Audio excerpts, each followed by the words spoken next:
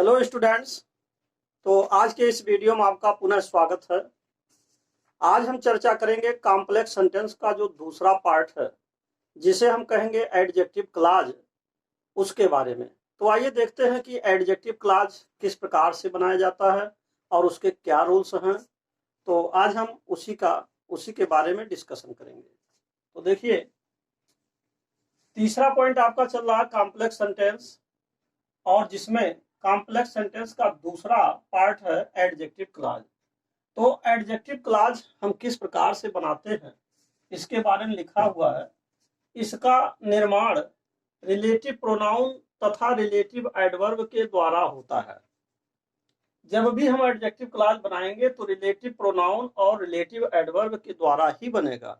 दूसरी बात यह है, जो इंट्रोगेटिव प्रोनाउन के द्वारा ही बनता है। कहने का मतलब यह है कि रिलेटिव प्रोनाउन तथा रिलेटिव एडवर्ब कैसे बनता है। देखिए, एडजेक्टिव क्लॉज बनता है रिलेटिव प्रोनाउन रिलेटिव एडवर्ब से, परंतु रिलेटिव प्रोनाउन और रिलेटिव एडवर्ब कैसे बनता है, इंट्रोगेटिव प्रोनाउन से। दूसरी बात यह है कि इसमें आगे लिखा जा रहा तथा हिंदी में इसका अर्थ निकालने पर यह हिंदी भाषा के अक्षर जा से उच्चारित होता है। यह भी यहाँ महत्वपूर्ण पॉइंट है, जा से उच्चारित होता है। अब देखिए, बात यह है कि जो रिलेटिव प्रोनाउन है वो क्या है। तो रिलेटिव प्रोनाउन यहाँ संख्या में 6 दिया गया है। जैसे मान लीजिए आपका हु है, विच है, हुज है, हुम हुआ, एज हुआ और दैट हुआ। दूसरी बात है रिलेटिव एडवर्ब क्या है, वेयर है, व्हेन है, व्हाई है, हाउ है। अब यहाँ लिखा हुआ एक पॉइंट और कि आईपी, आईपी माने हो गया इंट्रोगेटिव प्रोनाउन। तो इंट्रोगेटिव प्रोनाउन से ही दो चीजें बनाई गई। आरपी माने रिलेटिव प्रोनाउन, जो यहाँ लिखा हुआ रिलेटिव प्रोनाउन, इसी को शॉर्ट में हमने आरपी लिखा है तीसरे कॉलम में। और जबकि यहाँ आरए जो लिखा हुआ है ये रिलेटिव एडवर्ब है। कहने का मतलब यह है कि मूल जो जनक इसका है, मूल जो इसका जन्मदाता है कि आरपी और आरए कहाँ से बनाए गए, तो वास्तव में अगर देखा जाए तो इंट्रोगेटिव प्रोनाउन से ही रिलेटिव प्रोनाउन और रिलेटिव एडवर्ब बनाए गए हैं, जो यहाँ पर विस्तार से समझाया गया कि रिलेटिव प्रोनाउन क्या है और रिलेटिव एडवर्ब क्या है। तो एक बात यह भी है कि यहाँ लिखा गया कि जिसका हिंदी में अर्थ निकालने से जा से उच्चारित होगा। तो यहाँ पर देखिए क्या लिखा है, जैसे हु, तो जब हु का हम हिंदी में अर्थ निकालेंगे तो हु का मतलब जो हो जाएगा। देखिए, जब आप इससे पहले का जो वीडियो है अगर उसमें देखें तो यही शब्द उसमें भी काम किए। कहने का मतलब यह है कि इंट्रोगेटिव प्रोनाउन के द्वारा ही नाउन क्लॉज भी बनाए गए, परंतु इंट्रोगेटिव प्रोनाउन के द्वारा अब जब हम एडजेक्टिव क्लॉज बना रहे हैं तो इसी प्रोनाउन के द्वारा दो और प्रोनाउन निकाले जा रहे हैं, जिसका नाम है रिलेटिव प्रोनाउन और दूसरा है रिलेटिव एडवर्ब। लेकिन खास अंतर क्या है कि जब नाउन क्लॉज बनाते हैं तो उसमें इन्हीं शब्दों का हिंदी में अर्थ निकालने पर हिंदी भाषा के का वर्ण से उच्चारित होता है, का अक्षर से उच्चारित होता है। लेकिन जब आप इसको एडजेक्टिव क्लॉज बनाते हैं तब जहां का से उच्चारित होता था नाउन क्लॉज में, यहाँ एडजेक्टिव क्लॉज में यह जा से उच्चारित होगा। इसीलिए हु माने अब कौन नहीं होगा, हु मीन्स जो होगा, व्हिच माने जो होगा, हुज माने जिसका होगा, हुम माने जिसे होगा, एज माने जो होगा, दैट माने जो होगा। तो कहने का मतलब यहाँ देख रहे हैं सब जा वर्ण से उच्चारित हो रहा है।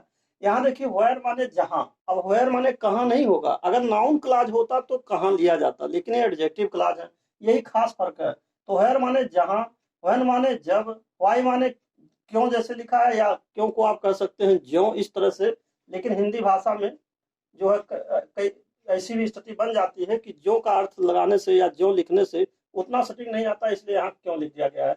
और हाउ माने कैसे या जैसे, इस तरीके से इसका अर्थ देता है, और इसको आप विस्तार से एग्जाम्पल में समझेंगे। दूसरी बात यह है कि यहाँ पर नोटेबल पॉइंट्स को दिए गए हैं। जैसे दो महत्वपूर्ण पॉइंट यहाँ पर हैं। जैसे नोट नंबर 1 को आप देखिए क्या लिखा है। जैसे हु का प्रयोग सजीव के आने पर और जबकि व्हिच का प्रयोग निर्जीव के आने पर किया जाता है। कहने का मतलब हु का प्रयोग हम तभी करेंगे जब कोई सजीव हो। जैसे मान लीजिए ये वही लड़का है जिसको मैंने देखा था, जो मेरे से कल मिला था। यह वही लड़का है जो मेरे से कल मिला था। तो लड़का सजीव है, इसलिए इस प्रकार लिख देंगे कि this is the boy who, उसके साथ जो कि अंग्रेजी हु लगा देंगे, ना कि व्हिच। और जबकि व्हिच का प्रयोग तब होगा जब आपका कोई निर्जीव हो। जैसे हु का प्रयोग सजीव के आने पर, जबकि व्हिच का प्रयोग निर्जीव के आने पर किया जाता है। अब जैसे मान लीजिए कहा जाए कि यह वही किताब है जो मैंने कल मार्केट से खरीदा था, तो अब किताब निर्जीव है तो उसके लिए जो कि अंग्रेजी आप क्या लगा देंगे, व्हिच लगा देंगे। तो नोट नंबर 1 यह जानना बहुत जरूरी, हमेशा इस बात को आप याद रखेंगे कि हु का प्रयोग सजीव के आने पर और जबकि व्हिच का प्रयोग निर्जीव के आने पर करेंगे। और नोट नंबर 2 है कि एज का प्रयोग वाक्य में एडजेक्टिव सेम या सच आने पर किया जाता है। कहने का मतलब यह है, एक ऐसी भी स्थिति आती है कि कोई ऐसा वाक्य हो जिसमें एडजेक्टिव आपका सेम आ जाए अथवा सच आ जाए, तो चाहे वो कोई वस्तु उसमें निर्जीव हो अथवा कोई व्यक्ति उसमें सजीव हो, तो सजीव निर्जीव के अनुसार आपको हु अथवा व्हिच नहीं लगाना है। ऐसे स्थितियों में जो कि अंग्रेजी हमेशा आपको इसमें से जैसे सेम और सच अगर आते हैं तो जो कि अंग्रेजी आपको यहाँ से जैसे एज लिखा हुआ है एज का प्रयोग करना है। तो कहने का मेरा मूल मतलब यह है, एज का प्रयोग तभी होगा जब किसी वाक्य में सेम या सच आए हों, तब आप जो कि अंग्रेजी एज लगाएंगे। और अगर मान लीजिए सेम या सच न आया हो तो यह देखना होगा कि सजीव है तो आप हु लगाएंगे, अगर निर्जीव है तो व्हिच लगाएंगे। तो मूल में पॉइंट यही आता है कि अगर नाउन क्लॉज बनाया जाता तो नाउन क्लॉज में भी यही शब्द अंग्रेजी के जो वर्ड्स लिखे गए हैं, अंग्रेजी के यही वर्ड्स लिखे जाते, परंतु उस समय हिंदी में उसका अर्थ हिंदी भाषा के अक्षर का से लिया जाता। लेकिन जब आप नाउन क्लॉज के अलावा एडजेक्टिव क्लॉज बना रहे हैं तो एडजेक्टिव क्लॉज में जहां वह जो है नाउन क्लॉज में का अर्थ देता था वही आपका जा का अर्थ देगा। तो यही मूल पॉइंट है और दोनों का तुलनात्मक अध्ययन अगर आप करेंगे तो और बात समझ में आएगी। तो अब ये था आपका पूरा परिचय कि ये आपका रिलेटिव प्रोनाउन है और ये आपका रिलेटिव एडवर्ब है, और इन दोनों का प्रयोग जिस तरीके से एडजेक्टिव क्लॉज बनाने में होगा उसके बारे में हम आपको आगे एग्जांपल्स के द्वारा समझाने वाले हैं। तो अब आप एग्जांपल्स को देखिए। तो अब आप एग्जांपल्स के बारे में समझिए। उदाहरण, जैसे कि पहला उदाहरण यहाँ लिखा हुआ है, यह वही लड़का है जो कल मुझसे मिला था। तो यहाँ पर आप देख रहे हैं जो लड़का आ रहा है ये सजीव है। सजीव आने के नाते जो कि अंग्रेजी यहाँ पर हु लगाया गया। तो इस तरीके से यह वही लड़का है, दिस इज द बॉय, और जो इस लड़के के सजीव होने के नाते जो कि अंग्रेजी यहाँ हु लगा दिया गया, हु और मेट मी स्टरडे हो जाएगा, क्योंकि यहाँ मीट का सेकंड फॉर्म मेट लगा देंगे, पास्ट इंडिफिनिट में लिख दिया जाएगा। यह वही लड़का है जो कल मुझसे मिला था, this is the boy who met me yesterday. तो यहाँ आपने हु से इस वाक्य को जोड़ दिया। तो यहाँ जो हु लगाया गया ये हु क्या है, तो यह जो हु है यह रिलेटिव प्रोनाउन यानी कि आरपी है। तो इस वाक्य को आरपी के द्वारा जोड़ा गया, रिलेटिव प्रोनाउन के द्वारा जोड़ा गया। अब आइए नेक्स्ट देखते हैं, यह वही कारखाना है जो बहुत दिनों से बंद पड़ा है। तो यह वही कारखाना है, कारखाना आपका निर्जीव है, तो जो बहुत दिन से पड़ा है, बंद पड़ा है, तो जो निर्जीव है तो निर्जीव के लिए जो कि अंग्रेजी व्हिच लगा देंगे। इसीलिए लिखा है this is the factory which is close for a number of days.